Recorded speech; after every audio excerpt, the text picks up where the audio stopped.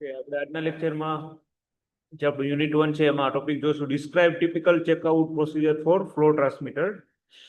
જીટીયુની final પરીક્ષામાં આ જે ટોપિક છે એ ટોટલ 7 માર્ક્સમાં અથવા 4 માર્ક્સમાં પૂછાઈ શકે. Okay, describe typical checkout procedure for flow transmitter ને કેવી રીતના આપણે જે છે આખી પ્રોસેસમાં ચેક કરી શકાય એ પોઈન્ટ આપણે સ્ટડી કરવાના છે.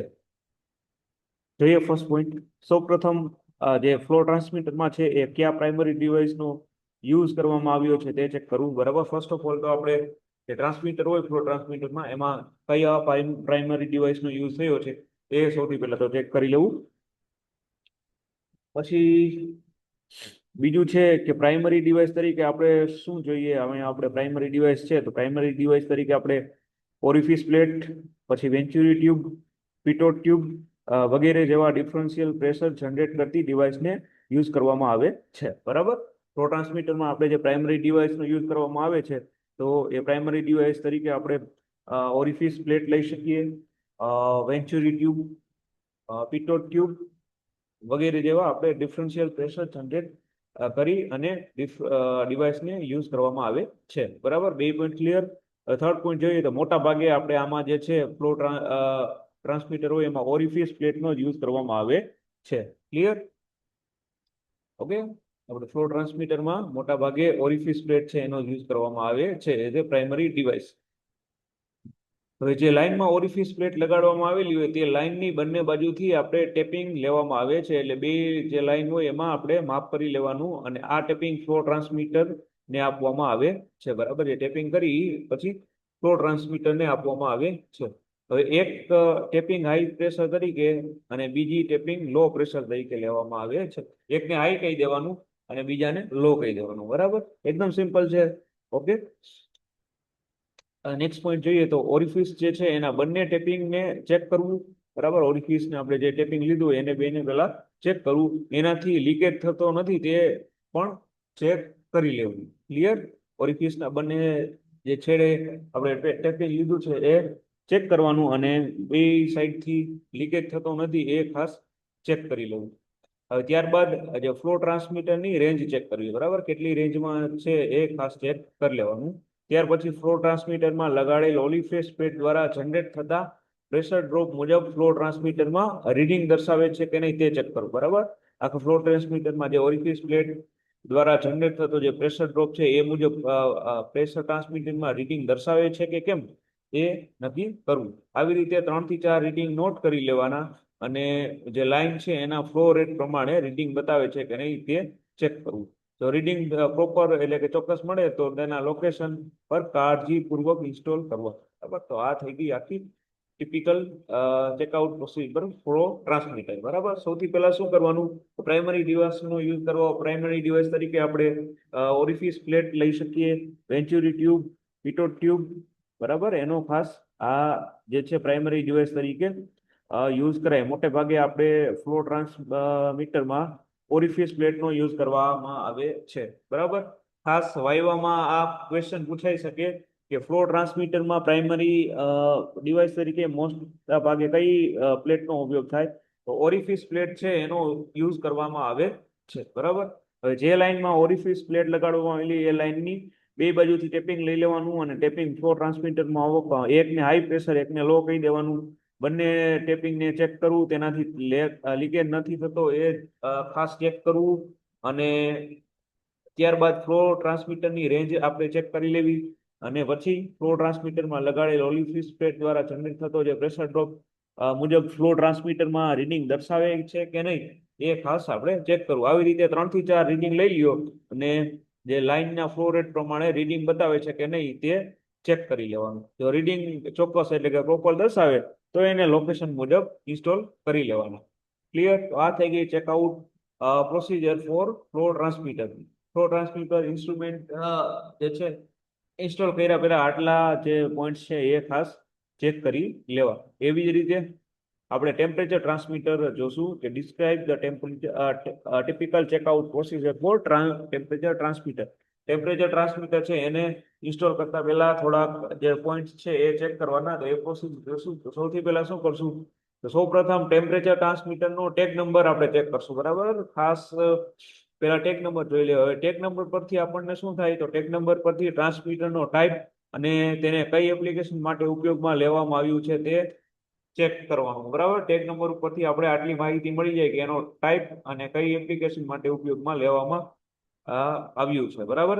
હવે નેક્સ્ટ પોઈન્ટ જોઈએ તો ટેમ્પરેચર જે છે ટ્રાન્સમીટરની રેન્જ કેટલી છે તે ચેક કરવું, બરાબર. ટેમ્પરેચર ટ્રાન્સમીટરની રેન્જ પહેલા તો કેટલી છે એ જોવું, અને ત્યારબાદ ટેમ્પરેચર ટ્રાન્સમીટરને તેના મેન્યુઅલ મુજબ કેલિબ્રેટ કરવામાં આવે છે, બરાબર. તો એનો ખાસ જે છે નીચેની બાબતોમાં સમાવેશ કરવો, કેલિબ્રેટ થયું છે કે નહીં. તો ટેમ્પરેચર ટ્રાન્સમીટરના સેન્સિંગ ડિવાઇસ જેમ કે આરટીડી, થર્મોકપલને થર્મોવેલ દ્વારા થર્મો બોલમાં મૂકવાનું, રેડી. પછી જે ટેમ્પરેચર ટ્રાન્સમીટરની રેન્જ એમાં કાઢવાની અને રેન્જ મુજબ 0 અને સ્પાન સેટ કરવું, બરાબર.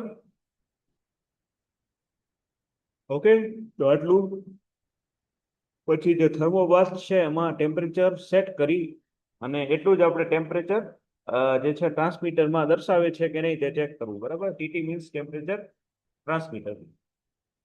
ચોથો પોઈન્ટ જોઈએ તો આ જ રીતે આપણે થર્મોબાથમાં અલગ અલગ 4 થી 5 ટેમ્પરેચર સેટ કરી ટેમ્પરેચર ટ્રાન્સમીટરને આપણે ચેક કરવાનું. ક્લિયર? તો બધા રીડિંગ બરાબર મળે તો ટેમ્પરેચર ટ્રાન્સમીટર તેના લોકેશનનું ઇન્સ્ટોલ કરવું. ઇન્સ્ટોલ કરતી વખતે તેનું પ્રાઇમરી સેન્સિંગ ડેમેજ ન થાય એનું ખાસ ધ્યાન રાખવું. ક્લિયર?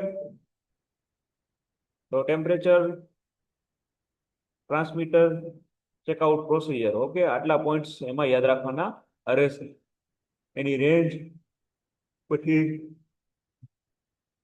સેન્સિંગ ડિવાઇસ, થર્મોબાથમાં ટેમ્પરેચરને સેટ કરવાનું. ક્લિયર? તો આ ત્રણમાંથી જનરલી કોઈ પણ બે જે છે જીટીયુની ફાઇનલ પરીક્ષામાં પૂછાતા હોય છે ટોપિક. તો આ ખાસ યાદ રાખવાના. મોસ્ટ ઇઝીલી અને આરામથી આવડી જાય એવા ટોપિક છે. તો આ ટોપિક પર ખાસ ધ્યાન રાખવાનું. કોઈ પણ આમાંથી એક અથવા બે ટોપિક જીટીયુની ફાઇનલ પરીક્ષામાં પૂછાતા કમ્પલસરી હોય છે, એટલા માટે આમાંથી કોઈ પણ ત્રણમાંથી કોઈ પણ એક વ્યવસ્થિત આવડી જવું જોઈએ, બરાબર. ઇઝીલી જ છે. ત્રણ વ્યવસ્થિત પ્રિપેર કરી લેવાના અને એના વિશે લખી નાખવાનું, જે 7 થી 8 પોઈન્ટ છે એ. હવે નેક્સ્ટ પોઈન્ટ જોઈએ તો describe typical checkout procedure for control valve. Control valve માટે આપણે શું ચેકઆઉટ પહેલા શું જોવું જોઈએ? સૌ પ્રથમ કંટ્રોલ વાલ્વનો આપણે પ્રકાર જાણવો જોઈએ. કયા પ્રકારના? આપણે ઘણા બધા પ્રકાર જોઈએ. ગ્લોબ વાલ્વ છે, બોલ વાલ્વ છે, બટરફ્લાય વાલ્વ, ડાયાફ્રામ વાલ્વ, બરાબર, પિંચ વાલ્વ, મિડલ વાલ્વ. તો સૌથી પહેલા તો એ નક્કી કરવાનું કે વાલ્વનો પ્રકાર આપણે પેલા જોવો. ત્યારબાદ તેને કઈ એપ્લિકેશન માટે ઉપયોગમાં લેવામાં આવ્યો છે તે નક્કી કરવું, બરાબર. ઘણી બધી આપણે એપ્લિકેશન કંટ્રોલ વાલ્વ જોયા તો એ ઘણી બધી એપ્લિકેશન માટે યુઝ થતા હતા. તો આપણે કઈ એપ્લિકેશન માટે ઉપયોગમાં લેવામાં આવ્યું છે એ નક્કી કરવું. વાલ્વની સ્પેસિફિકેશન શીટ પરથી આપણે નીચેની બાબત જાણવાની, બરાબર. સ્પેસિફિકેશન શીટ હોય તો એમાં વાલ્વની સાઇઝ અને સર્વિસ જોવાની, ઇનર વાલ્વની સાઇઝ જોવાની, કન્સ્ટ્રક્ટરનું material, valve model number, signal કેટલી રેન્જમાં છે, વાલ્વનો સ્ટોક, ડાયાફ્રામ સાઇઝ, આ ઉપરની બધી જાણકારી આપણે મેળવ્યા બાદ વાલ્વના પોઝિશનરને આપણે 4 થી 20 મિલીએમ્પિયર કરંટ આપવો જોઈએ. જે મુજબ વ્યવસ્થિત પોઝિશનર એટલે ખ્યાલ છે એકદમ વ્યવસ્થિત ફિટ કરવા માટેનું ઇક્વિપમેન્ટ. જે મુજબ કરંટ આપવામાં આવે છે એ મુજબ વાલ્વનો સ્ટેમ મૂવમેન્ટ કરે છે કે નહીં તે જોવું. આ ટેબલ ઉપરથી આપણે જોઈએ તો પોઝિશનરને 4 મિલીએમ્પિયર આપીએ તો વાલ્વ છે એ હજી સ્ટાર્ટિંગ જ હોય એટલે 0% ખુલે. 8 આપ્યું હોય ત્યારે 25%, 12 હોય ત્યારે 50%, 16 હોય ત્યારે 75 અને 20 મિલીએમ્પિયર એકદમ મેક્સિમમ હોય ત્યારે વાલ્વ એકદમ 100% ખુલી જશે. ક્લિયર? તો આ ખાસ યાદ રાખવાનું કે પોઝિશનર 4 મિલીએમ્પિયર સ્ટાર્ટિંગમાં આપી ત્યારે વાલ્વ જે છે એ ખુલતો નથી, બરાબર. અને 8 આપી ત્યારે 25% ખુલે, 12 આપી તો 50, 16 તો 75 અને 20 તો 100% જેટલો વાલ્વ ખુલી જશે. જો આ બધા રીડિંગ બરાબર ન મળે તો વાલ્વના સ્ટેમને એડજસ્ટ કરો અને ફરીથી ચેક કરો, બરાબર. આવા રીડિંગ ન મળતા હોય તો જે આપણે વાલ્વ ઉપર સ્ટેમ હોય એને એડજસ્ટ કરી નાખવાનો અને ફરીથી આપણે રીડિંગ ચેક કરવાના. વાલ્વના પ્રોપર રીડિંગ બાદ વાલ્વને એપ્લિકેશન મુજબ જે તે લોકેશન ઉપર ઇન્સ્ટોલ, બરાબર. રીડિંગ આવી જાય પછી એને એપ્લિકેશન મુજબ જે જગ્યાએ આપણે રાખવું હોય એ જગ્યાએ ઇન્સ્ટોલ કરી લેવાનું. ઓકે, તો અહીંયા આપણે ફર્સ્ટ ચેપ્ટર પૂરું કરીએ છીએ, બરાબર. ખાસ આ જે છેલ્લા 3 ટોપિક છે મોસ્ટ આઈએમપી આમાંથી કોઈ પણ એક પૂછાતું જ હોય છે. Checkout for good installation practice આ પણ most IMP. Okay, plot plant, પછી પેનલ ડ્રોઈંગ અને સ્પેસિફિકેશન. ખાસ લૂપ વાયરિંગ ડાયાગ્રામ થોડુંક અઘરું છે એટલા માટે એકવાર નજર ફેરવી લેવી. ઓકે, પછી instrument index sheet, mechanical flow sheet અને પ્રોસેસ ફ્લો શીટ. તો આમાંથી process flow sheet, mechanical flow sheet, instrument index sheet, આપણે પ્લોટ પ્લાન્ટ અને checklist of good installation practice આટલા આ ટોપિક માંથી આઈએમપી છે. ઉપર જોઈ લઈએ.